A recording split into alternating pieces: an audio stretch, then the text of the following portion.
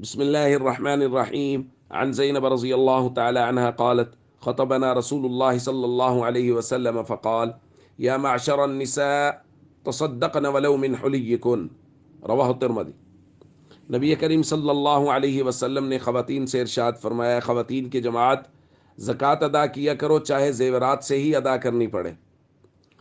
دوستو، چونکہ خواتین کو زیورات سے زیادہ محبت ہوتی ہے، اس لیے نبی کریم صلی اللہ علیہ وسلم نے ان کا باقاعدہ ذکر فرمایا۔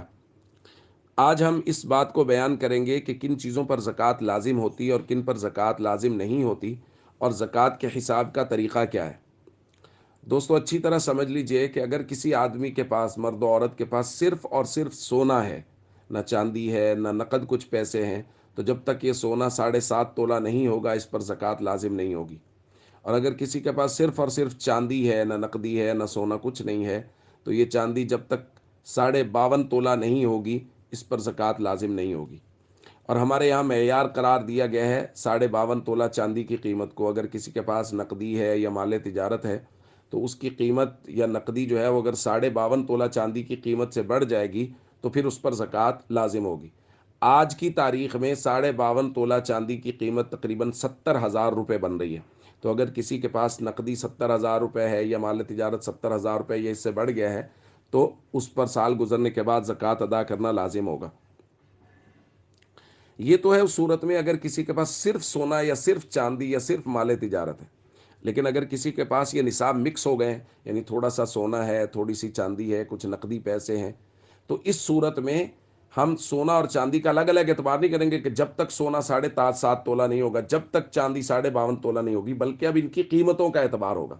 میں مثال دیتا ہوں، اگر کسی کے پاس 1 تولہ سونا ہے اور 1 تولہ چاندی ہے، تو 1 تولہ سونا کی قیمت 1 لاکھ روپے سے زائد ہے، چاندی کی قیمت 1 تولہ کی 1340 روپے آج کی تاریخ میں۔ تو اب ان کی قیمت دیکھیں تو 52.5 تولہ چاندی کی قیمت سے بڑھ گئی، چونکہ 52.5 تولہ چاندی کی قیمت تو 70,000 روپے ہے، تو اب اس پر سال گزرنے پر زکوٰۃ ادا کرنا لازم ہوگا۔ حساب کرنے کا طریقہ یہ ہے کہ ہم دیکھیں گے کہ ہمارے پاس، مثال کے طور پہ میں مثال دے رہا ہوں، کسی آدمی کے پاس سونا اور چاندی ہے، اس کی قیمت ہے 1 لاکھ روپے، اس کے پاس نقدی ہے 1 لاکھ روپے۔ نقدی میں ساری چیزیں آئیں گی بھائی، نقدی میں یعنی وہ ساری چیزیں جو ہمارے پاس گھر میں موجود ہیں، بینک میں موجود ہیں، یہ سب نقد میں شامل ہیں۔ اسی طرح مال تجارت میں سب چیزیں شامل ہیں، زمین خریدی ہوئی ہے بیچنے کے لیے وہ بھی ہے، کہ دکان ڈالی ہوئی ہے وہ بھی ہے، کسی کمپنی کے شیئرز ہیں وہ بھی ہے، کچھ جانور بیچنے کے لیے خریدے ہیں وہ بھی ہے، یہ ساری کی ساری چیزیں مال تجارت میں شامل ہیں۔ سونا چاندی 1 لاکھ روپے کا مثال کے طور پہ، اور نقدی جو ہے وہ 1 لاکھ روپے پڑا ہے، مال تجارت بھی مثال کے طور پہ 1 لاکھ روپے، تو یہ ہو گیا 3 لاکھ روپے۔ اب اس کے بعد ہم دیکھیں گے کہ کسی سے پیسے لینے کتنے، کسی کو قرض دیا ہوا ہے وہ واپس لینا ہے تو وہ کتنے ہیں۔ مثال کے طور پہ 2 لاکھ روپے لوگوں کو قرض دے رکھا ہے، تو یہ کل ہو گیا 5 لاکھ روپے۔ اب یہ جو 5 لاکھ روپے ہے، دیکھیں یہ جو قرض دیا ہوا ہے نا، اس کے اندر یہ کمیٹیاں وغیرہ بھی شامل ہیں، کسی خاتون نے یا مرد نے کوئی کمیٹی ڈالی ہوئی ہے، تو جتنے پیسے کمیٹی کے ادا کر دیے ہوئے ہیں وہ سارے کے سارے پیسے جو ہیں وہ آپ کو ظاہر ہے واپس ملنے ہیں جب تک آپ کی کمیٹی نہیں نکلے گی، تو بس آپ سمجھ لیجئے کہ وہ بھی آپ نے قرض دیا ہوا ہے۔ اب یہ سارے کے سارے پیسے مل گئے 5 لاکھ روپے۔ اب آپ نے یہ دیکھنا ہے اس کے بعد کہ ہم نے پیسے لوگوں کے دینے کتنے ہیں، تو پیسے مثال کے طور پہ لوگوں کے دینے ہیں 2 لاکھ روپے، تو 5 لاکھ سے 2 لاکھ نکال دیجئے۔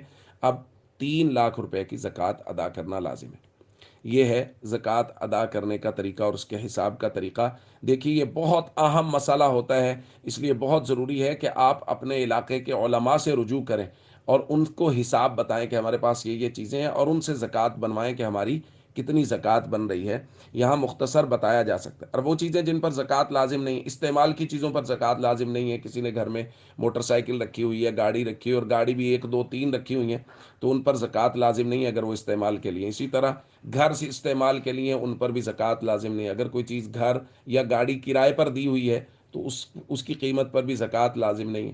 اسی طرح جو فیکٹریز میں آلات ہوتے ہیں، مختلف چیزوں کے آلات، فیکٹری میں مثال کے طور پہ مشینری پڑی ہے 10 کروڑ کی، تو اس مشینری کی قیمت پر زکوٰۃ نہیں ہوگی۔